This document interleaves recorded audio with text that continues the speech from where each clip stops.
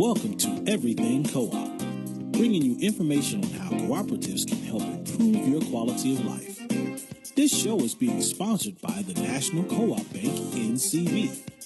The NCB is dedicated to strengthening communities nationwide for the delivery of banking and financial services for the nation's cooperatives, their members, and other socially responsible organizations.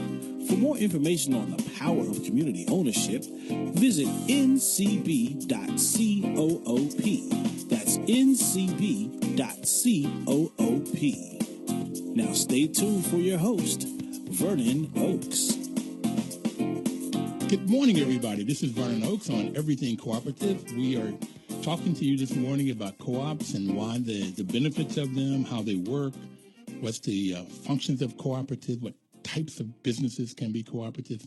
We have a great rainy day today, and we're blessed with rain so that it can grow our crops.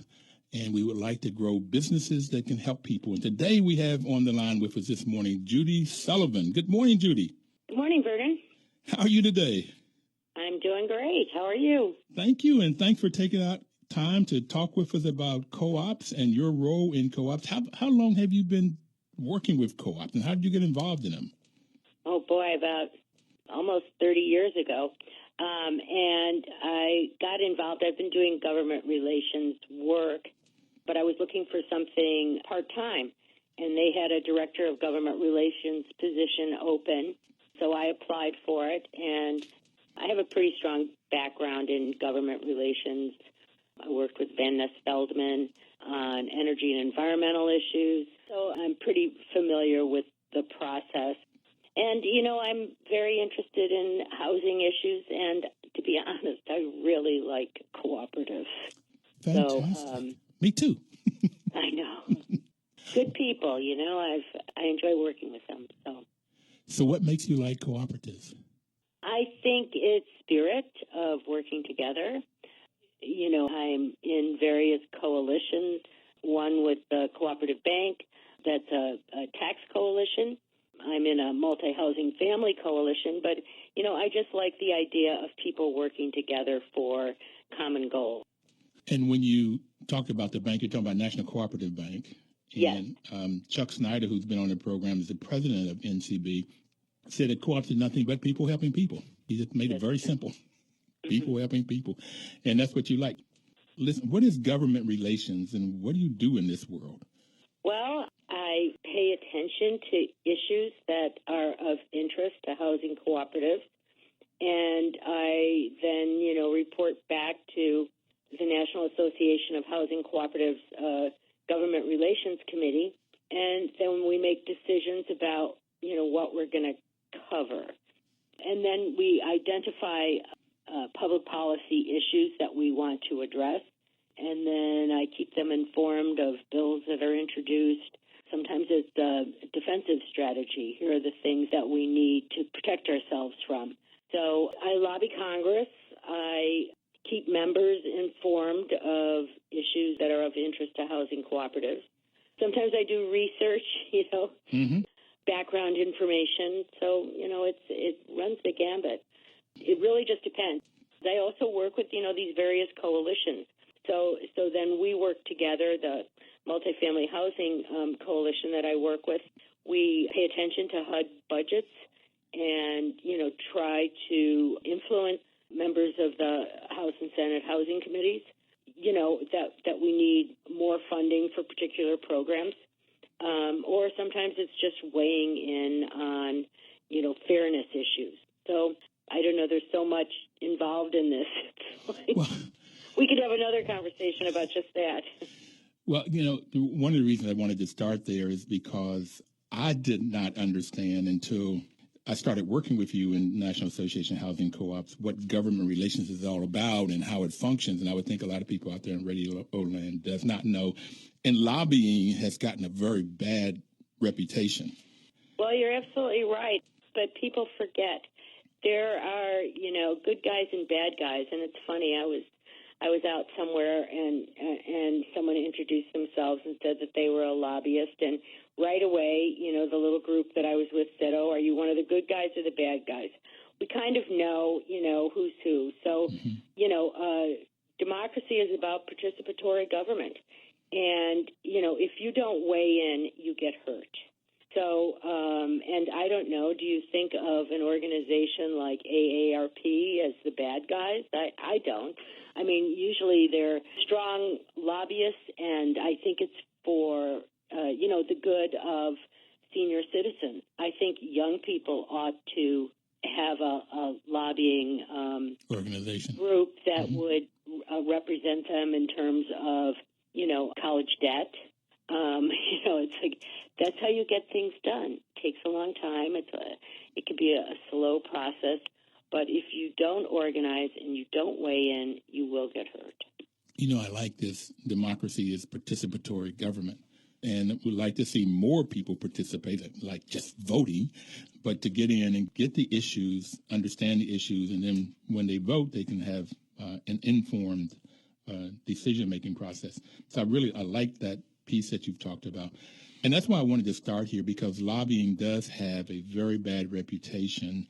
And as I have gotten to know you, and I'll just say this in public, I have a sense that you love co-ops and housing. And my sense of you is that you do much more work for National Association of Housing Co-ops than you ever get paid for or ever will, because we just don't have the kind of money to pay you to do the research, to have an offensive strategy to go after funding for HUD or any laws that would help housing co-ops, or the defensive strategy when you're looking and reading about what laws are being passed that would hurt housing co-ops. You're on top of it and you keep us informed. So thank you. You're welcome. You're welcome.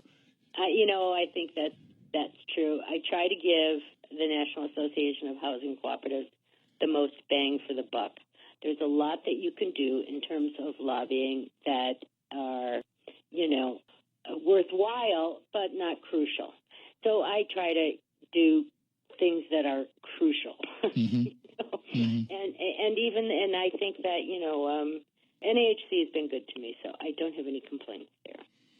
Issues that are interesting or interested that housing co-ops could be involved in is what you deal with. So what are some of those issues? Well, one has to do with disaster relief. We recognized after Hurricane Sandy that housing cooperatives, the common areas, so the hallways, the basements, the multi-purpose rooms, the furnace, the roof, all of those things were not covered under the disaster relief. Let's see, for a single-family homeowner, all those things would be covered. But they separate the unit from the common areas. So the unit was entitled to disaster relief grants. And grants are given in a disaster, but they don't have to be paid back. So now, this is FEMA? This is FEMA. Okay. And the reason why this is important to cooperatives is because the common areas would have to apply for small business loans, and those do have to be paid back. And in a disaster, they're very difficult to get. So, we're trying to get full coverage for the building, the same as single-family homeowners get. Their roofs, their basements, everything is covered. And FEMA they don't necessarily oppose our changes. And I should point out that this also affects condominiums and homeowners associations. So FEMA doesn't necessarily oppose us. It's just that under their Stafford Act, they need a legislative fix, is what we call it, to have common areas covered. And that's all we're trying to do is get this legislative fix. You have to follow the law. Judy, let me go back. So Sandy hits, or Katrina hits, or there's a snowstorm, or whatever. There's some major disaster. And if you live in a single-family house, then you can get grant money from FEMA to fix up whatever is broken in the house, the roof, the windows, the whatever, floors messed up. You can get grants. Is that right first? That's correct. Okay.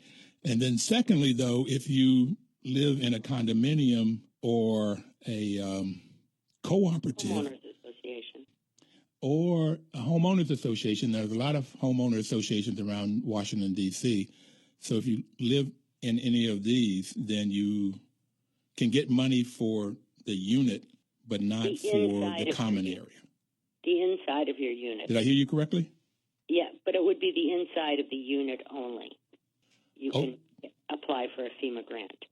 So if the siding came off your house, you can't get that. If the roof comes off, you can't get it. If the window's broken by wind damage or something hitting, you can't get relief with those things. Right. Yep. And any of the common areas, the basement, the furnace, the washer dryers, whatever you have down there, you cannot get it. The hallways. So that's correct. You would have to apply, for a small business loan. Well, it seemed like if it's I guess for a condominium or a cooperative, they're considered a business. So it's a small business loan and not just a mortgage? Right. That's correct. And I would imagine they're hard to get and expensive? They're hard to get. They have to be paid back. The grants do not. So, those are the reasons why we're interested in this issue. Okay. All right. So what do you do now? You got this problem for cooperatives, this multifamily ownership, cooperatives, condominiums, HOAs, homeowner association. So what do you then do now that you've identified a problem, and as a government representative, what are the steps that you would take? Well, Representative Israel's office has been very helpful on this issue. He has actually taken the lead. And on October 29th, he introduced a bill, H.R. 3863, and this bill would take care of our problem in terms of these common areas. Judy, can I get you to hold, and we'll come back and talk about Representative Israel. We'll need to take our first break. If anybody out there would like to call in, you can call in at 1-800-450-7876 if you have a question or a comment about cooperatives or lobbying or this FEMA issue. Please call us. We'll be right back.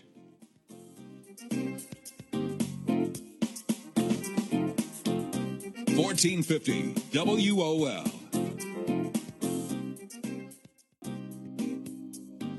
Information is power. That's WOL's motto, and that's why they make a great partner for us, because we're giving you the information that if you would use this information about cooperatives, you would get power to solve problems in your communities, people coming together. And Judy Sullivan is our guest today, and she said that's why she likes co-ops, because people come together. It's a spirit of working together. And this is the spirit that caused co-ops to outperform the normal businesses, because people are working together. And I say outperform, when you start a co-op, they don't fail as often as fast as a regular business. So, Judy, we were talking about working with Congress, and you said Representative Israel. But what I was asking you was, when you found out about this problem, what did you do as a representative of NAHC, National Association of Housing Co-ops? Well, we contacted members of the New York congressional delegation because Hurricane Sandy, really hit some of those districts. And Representative Israel's office was very responsive. We contacted FEMA, the Federal Emergency Management Agency, to alert them to the problem. We are part of a coalition with the Community Associations Institute. They represent condominiums, and the Homeowners Association. But we also brought in the National Cooperative Bank and the National Cooperative Business Association. So, all of those groups, helped to weigh in. We met with Congressman Israel's office. He agreed to introduce the legislation. And I should have mentioned, too, the Consumer Federation of America is also part of this coalition. Okay. And so we met with him. He agreed to introduce the legislation. He asked us to help find what's called original co-sponsors. So those are other members that would agree to sign on to this bill. And we did that. And he, as I said, introduced a bill.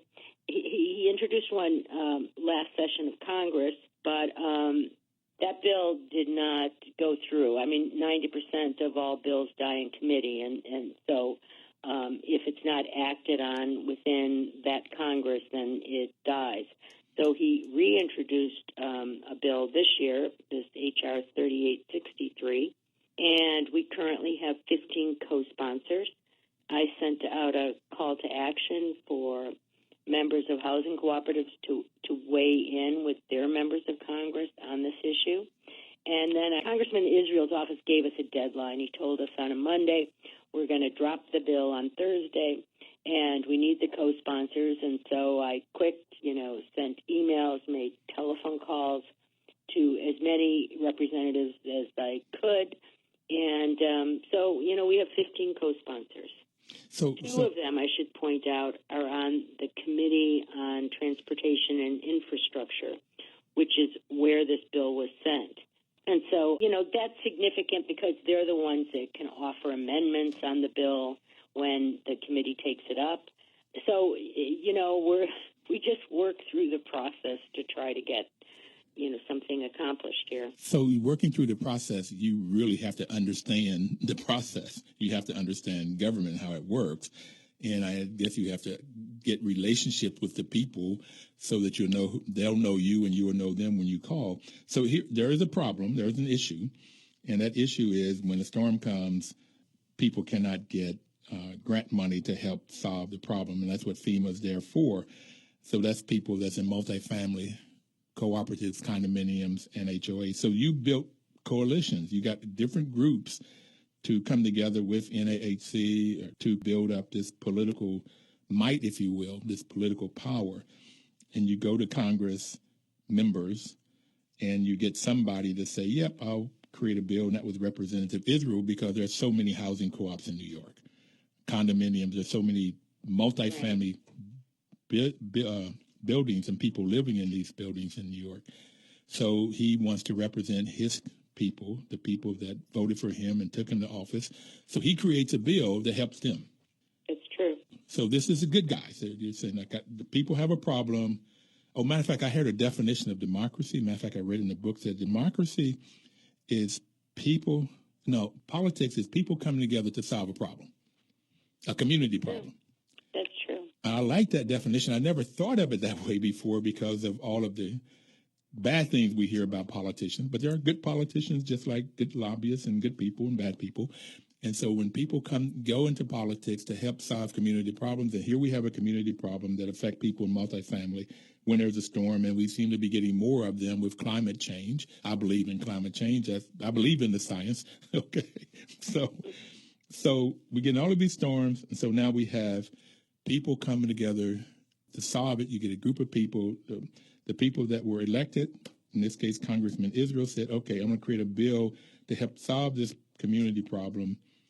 So when there are disasters, people can get relief. Fantastic. Yes, we're trying to amend a law, the Stafford Act. And so that's how you do it. And, I'm always, let's see, I like to do advocacy work, but I'm still not sure exactly what motivates people to contact their members of Congress. It's like, if you don't, we won't get anything done. If you do, we can get something done. Even in, we do have a dysfunctional Congress, but some things are accomplished. And the only way you can accomplish them is by weighing in. I mean, the more people that care about an issue and contact their member of Congress, and you just have to send a quick email. It's so easy, I can't believe it. The more likely you are to have outcomes that benefit you. So what we want is anybody out there that lives in a condo, a co-op or condominium or a housing association, homeowner association, to send an email to your congressperson and say, support H.R. 3863. That's right. They can specifically ask them to co-sponsor it. Once somebody co-sponsors it, that means they're on board. And they keep adding, even though, it's important to have original co-sponsors, they will keep adding co-sponsors. It's such an easy thing to do. And to be honest, no one objects to this change that we're asking for. it's just a matter of getting it done. So it's what we call a legislative fix. And it doesn't cost any more money. The money is allocated to FEMA, and then they allocate it to different disasters. So it won't change that amount. And that's significant, particularly with this Congress. They're always asking now, how much does it cost? And there is no additional cost in terms of this bill. I think that people don't call or email their congressperson because they don't think that their email will make a difference. Even if they care. And I said people that live in a multifamily, but I would say even if you don't live in a multifamily situation, you may live in a single family home. If you think there's something wrong, that you can get money to fix your house versus a storm, a single family house, and you would like your neighbor down the street that lives in a multifamily to be able to get, cooperatives are owned by the individuals who live in the units, and condos are owned by the individuals, and homeowner associations are owned by the people that live in there. So if you like that, you can get help if there's a disaster and you would want your neighbor to, whether your neighbor is across the street, across town, or across country. If you want your neighbor to get help, then I would encourage you to email your congressperson. Now, how can they find the address for their congressperson? There's an easy website. It's called Contacting the Congress. And so you go there and you click on your state, and then you put in your zip code, and your member of Congress will show up. You click on their name, and all of the congressional websites have a link that says, contacting me, and then you just do that. I mean, it's kind of a good exercise to just figure out how do I contact them, but honestly, it couldn't be easier. It really is. So there's another issue here, too, though. I mean, first of all, motivating people to do something that's in their best interest, but also you just don't know when a disaster is going to hit. Right. And so far it's taking us 2 years to implement this, at least 2 years, because it hasn't been done yet. So, and nothing will be done retroactively. That's not in this bill. So, you're always taking a chance that, if something happens in the interim before this bill is enacted into law, it's a problem. It's a huge problem. And, it's one of those things where you find out afterwards, oh, too bad I didn't weigh in. Yes, that happens a lot. And we have to take our second break. Okay. Again, if you would like to call in, if you have a question or comment, call in at 1-800-450-7876.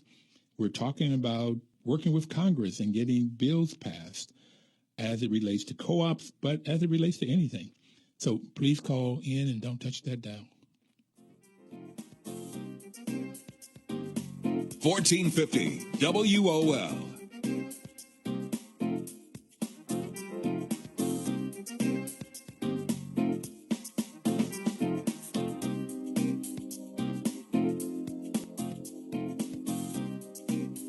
Welcome back, everybody. This is Vernon Oakes.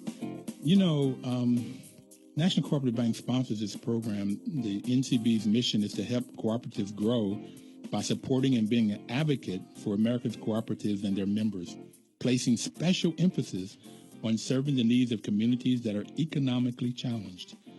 And they have a massive mission because most bankers are wanting to go into communities that have economic strength and power and great net worth because they want to make sure they get their money paid back. So NCB has found ways of going into communities that are economically challenged and being able to help cooperatives form or the cooperatives that are there to help solve community problems. So they're doing very, very well. And Judy Sullivan is our guest today. She works with government relations with the National Association of Housing Co-ops, and she works with NCB and other coalitions to solve community problems. And the one we've been talking about is when there is a disaster, whether it's a storm.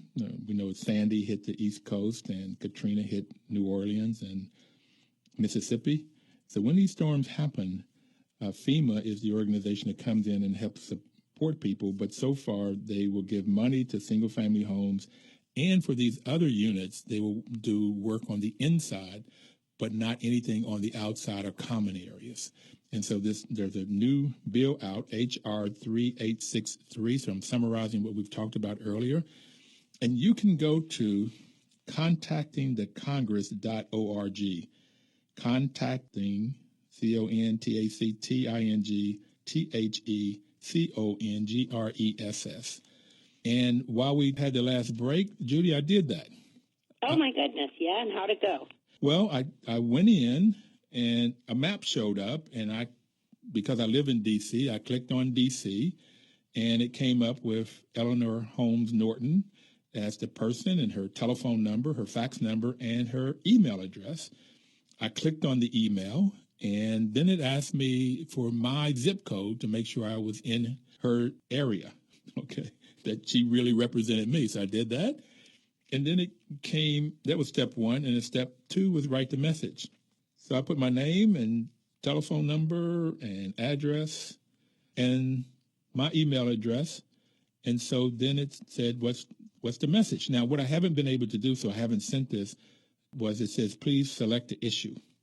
And so I was thinking it might be housing and urban development or... Yep, that's it. That's it? Mm-hmm. So let me click on that. And then I wrote the message, please support and co-sponsor H.R. 3863 to give co-ops, condos, and HOAs the same protection as single-family homeowners. Well, Vernon, you get a gold star. Well, sometimes you need to walk me through. And I've gotten those emails. I've sent them. I forward them, and I will do more of that. You've sent out emails to ask us all to do this. So I did it. I got my gold star. And I will see if I can get some other people. If you're listening to me, you can go to contactingthecongress.org. It was the most simplest thing I have done in a long time. Okay. Yeah, it's an easy way to do it. It's also good for people to know who their representative is in Congress. And I pay attention to issues every day. I get, I subscribe to various groups that, will alert me when something comes up. But, it's like pay attention, I guess, to issues that you think might be of interest to you. And it's not that difficult. And after a while, you start to understand how things work. And I think it's very helpful what's going on in Congress or in this town or what might impact you. So thank you, Vernon, for weighing in. Well, after I send, I got a note back saying, thank you, Vernon Oaks. Your message has been sent. I did ask for them to contact me back. They will. And if nothing else, I wanted them to know they got it. This already tells me that they got it. Is there a place you could go to find out who the co-sponsors are? Because that was what I was thinking about. Has she already co-sponsored it? Well, there's an interesting website. I actually love it. It's great. It's called Thomas, and it's named after Thomas Jefferson, and it's the Library of Congress. And you can go to Thomas, and then it will ask you, what are you searching for? And you can do it by a word or phrase or by a bill number. So if you, click bill number and then insert HR 3863, it will show you there are various links. One is for the text of the legislation. I don't think there's a summary on this one. It's actually a short bill. I think it's only 3 pages. And then it also lists the co-sponsors.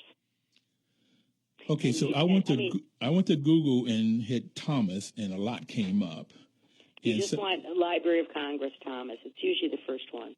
Well, what I hit was thomas.gov, and something came up, and then I hit, it said current legislation, and I put in HR 3863, and it says 114 Congress Disaster Assistance Equity Act of 2015.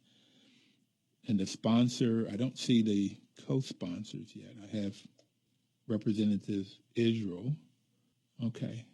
So that was Well, just try searching Thomas. Just that. That's all I ever do, Thomas. And then it should come up Library of Congress. Okay.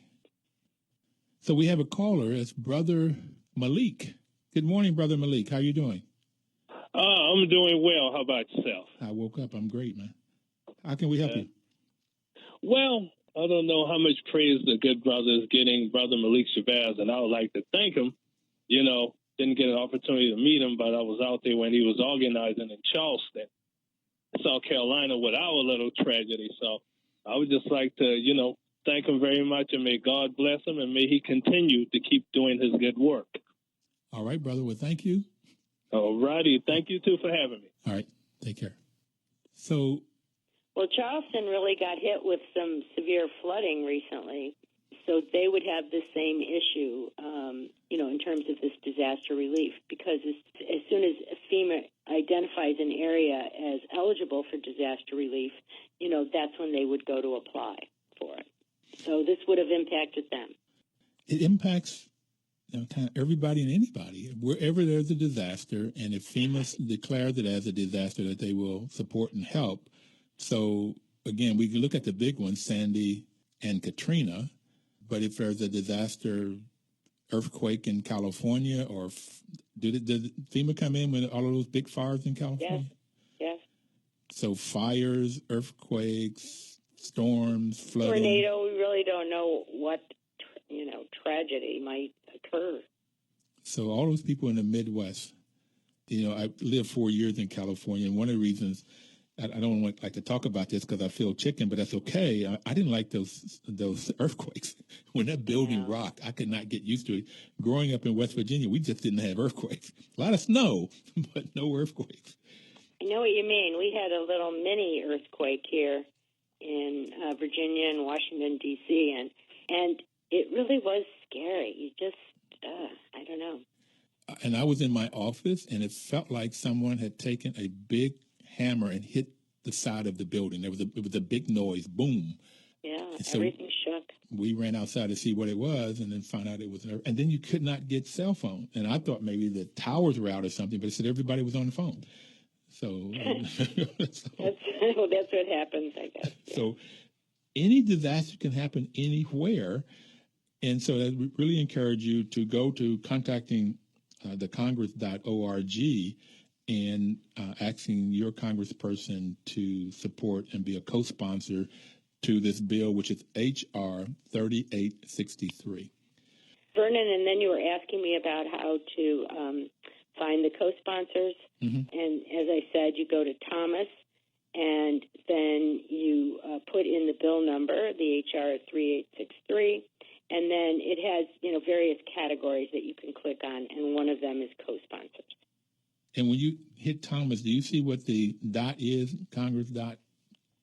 Thomas dot what? I just search Thomas. You Google Thomas? And the Library of Congress comes up.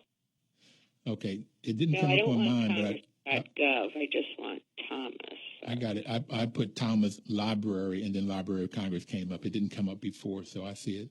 Thomas, okay, and so I hit on that. Search bill summary and status. Okay. I'm learning. Fantastic. Okay. One of the other things I have found out, Judy, in this program, we've been on it 2 years now. October was our second year. We were only going to do it for a month, but it's been highly successful in that there's a lot of people in the co-op world that like to tell their story, and people like to listen to it. So I've had a lot of people come on that would say that the cooperators, the people, and let me just give this quick definition. A co-op is any business you can think of. It depends on who owns and controls it. If it's owned and controlled by the employees, it's called a worker cooperative. And that can be any business. We've had people, Equal Exchange, that buys products from farmers, small farmers, and fair trade throughout the world, and they sell it to co-ops, food co-ops, and other places. And they're also setting up cafes. We've had a worker cooperative. No, I've had several worker cooperatives, but one I was getting ready to talk about is the second form, and that is if it's owned and controlled by the people that buys or use the products or services, it's called a consumer cooperative. Credit unions are example, housing co-ops are example. And then we had a group out of Madison, business out of Madison, Wisconsin, where the patients owned a clinic, a health clinic. And I thought that was very exciting to me because in a co-op, the people that own and control it make the decisions. So you have a patient-centric healthcare facility, which I think would be a little bit different than perhaps people that own it that want to make money. You make different kinds of decisions in a cooperative, and that's the reason I brought that up. But one of the things that's come up over and over, Judy, is in these Thursday conversations, is that people that get into co-ops, they learn a lot. And when they learn all of these things about how you run a business and how you work cooperatively and how it's democratically controlled, then they will go out and run for school boards or run for city councils or run for Congress because they get to know how this works and how their decision is so important. So I would encourage everybody out there to get involved, because I have even gotten more involved, Judy, in local politics because I know that my voice matters. So I will encourage more and more people to do that. Judy, we have one more session. We have another break to go to, but I'd like to come back and talk about different types of other issues. We've talked about FEMA so we could get the idea down of how this process works and how you can get people to come together and how you can get to your congressmen and so forth to get bills passed and then get people to support those bills so you can get them passed. But we'll come back. We'll take our last break. And if you could, when we come back, if you could talk to us about other issues that you're working on, I would appreciate it. And I'm sure our listeners would too. Please don't touch it down. 1450 WOL. Information is power. You know, the National Cooperative customers are cooperatives. We've already talked about that. There are cooperatives such as grocery wholesale co-ops, purchasing co-ops, or housing co-ops. Other customers share in the spirit of cooperation, driven by democratic organizing principles. They may be Alaskan or Native American enterprises, which by their very nature are member-run and member-owned. Others may be community health centers or charter schools driven entirely by community need. What they all have in common is a single fundamental principle that they have joined together cooperatively to meet personal, social, or business needs. People helping people, solving community problems. Judy, what are some of the other issues that you deal with? Well, another important issue that I'm working on has to do with reverse mortgages for housing cooperatives.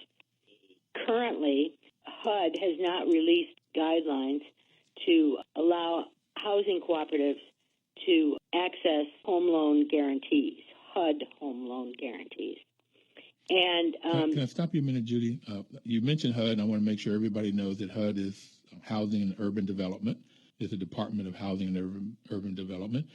But now, can you tell us first what a reverse mortgage is, and are they good or bad? Well, both. A reverse mortgage, if you have, when you own your home, you purchase a mortgage, and then you make monthly payments to pay it off. And so those monthly payments add up, and at a certain point, you have built up enough equity to be able to apply to get some of that money back. Okay, let me stop you a minute. Still a loan, it'd be like a second mortgage or something. Let me try to see if I can get this straight. But if you bought a house 20 years ago and you paid $200,000 for it, and you got a mortgage for that. Let's say you were able to get, you put down 10%, $20,000, so you got a mortgage for $180,000. You paid it down for 20 years. You had a 30-year mortgage, so you probably paid down at least another $110,000 now. So say you owe $70,000, and not that $200,000 home that you bought 20 years ago is now worth $300,000. So you owe $70,000, so you have equity of $230,000. Okay. That's correct. Okay. So, and I should say that these reverse mortgages are often referred to as home equity conversion mortgages. The acronym for that is HECMs, Home Equity Conversion Mortgages. And so you can apply for a very low interest rate through HUD. I mean, you get the HUD guarantee, and then you can apply to get a reverse mortgage to try to get back some of that equity. We would advise people to only use them in emergencies, but people have, life-threatening illnesses. They need extra money. They have, sometimes, they're in a financial crisis, an economic crisis. They've lost their job, their debts are building up. And so then it might be a good idea to take out a reverse mortgage to help you pay down that debt or pay off those hospital bills. So that's the good news in terms of a reverse mortgage.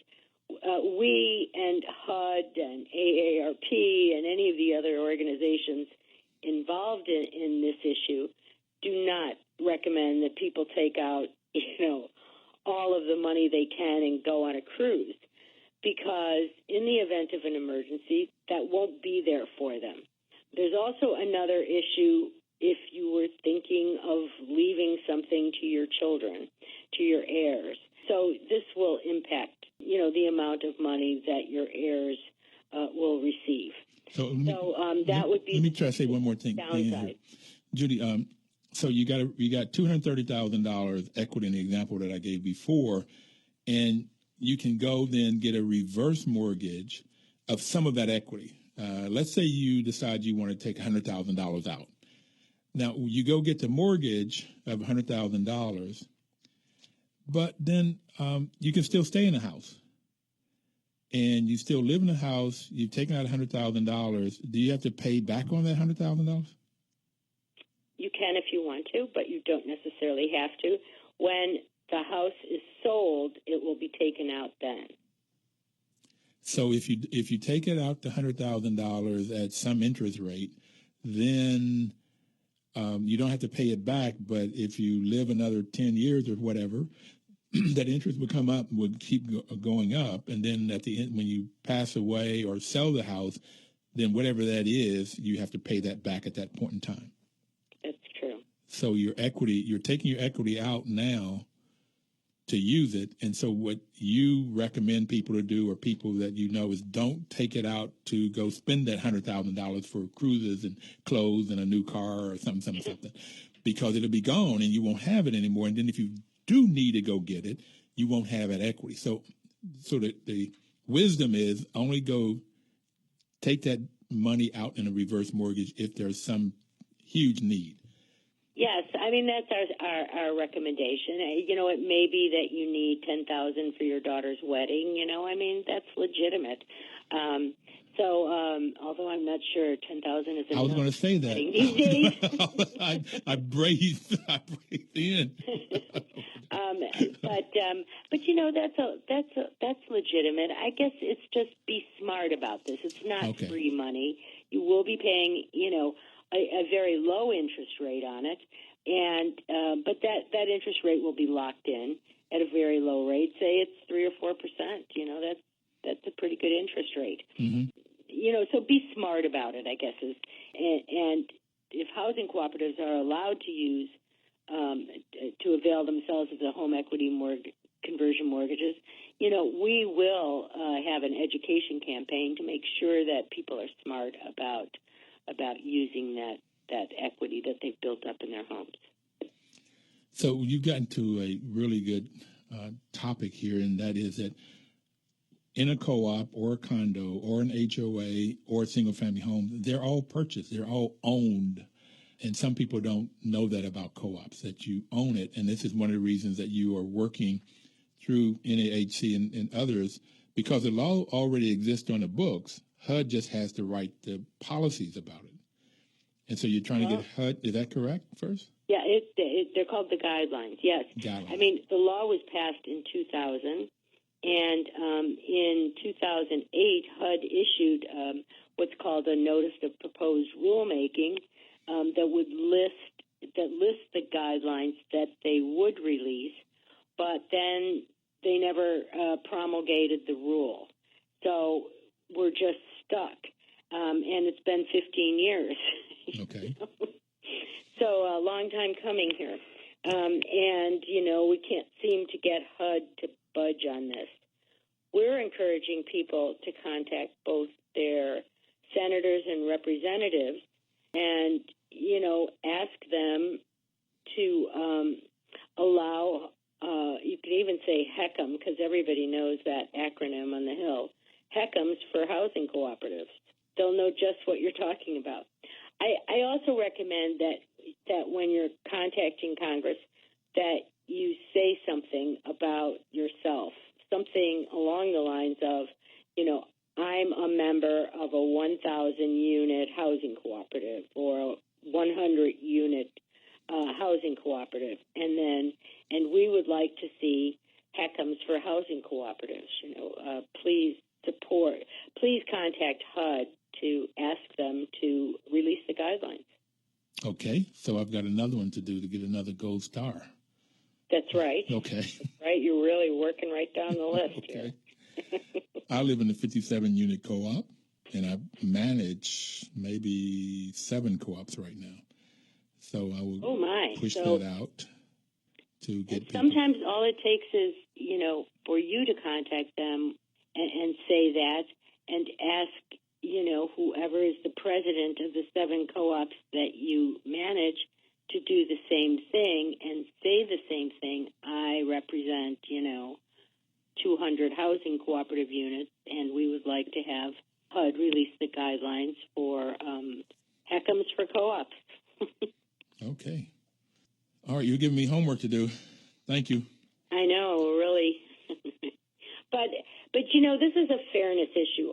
All other homeowners are able to avail themselves of these mortgages, and it's a fairness issue. It's wrong that we're not able to. So condos and HOAs and single-family homeowners, they can get a reverse mortgage, but we can't in a co-op.